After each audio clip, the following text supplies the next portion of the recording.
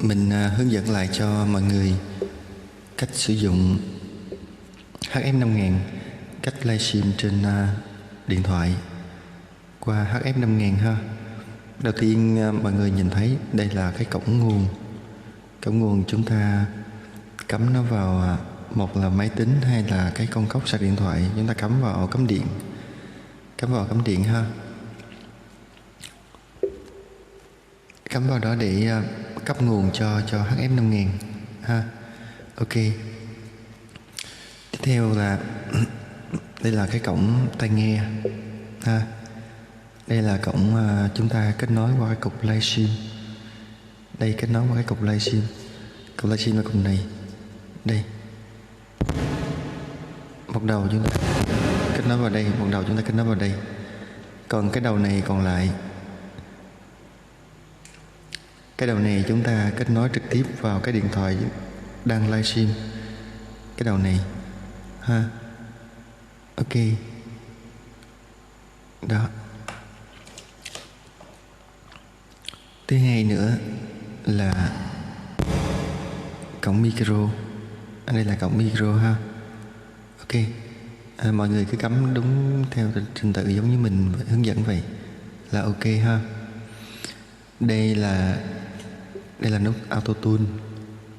Đây là cái nút chỉnh tông, khai báo tông cho auto tune ha. Hệ thống đây là lớn nhỏ của mic. Đây lớn cho mic này. Ok. Đây bass chép, chỉnh bass chép cho mic.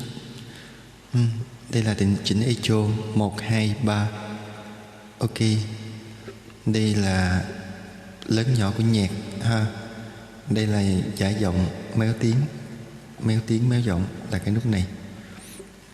Cho là khi auto tune lên mới có ha. Alo 1, 2. Alo 1, 2, 3. Alo 1, 2, 3. Ok. Đó, nó chỉ đơn giản vậy thôi.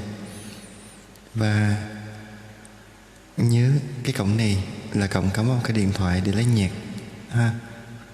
Đây, cắm vào cái điện thoại đây. Chúng ta mở nhạc lên. Mở nhạc lên và hát thôi.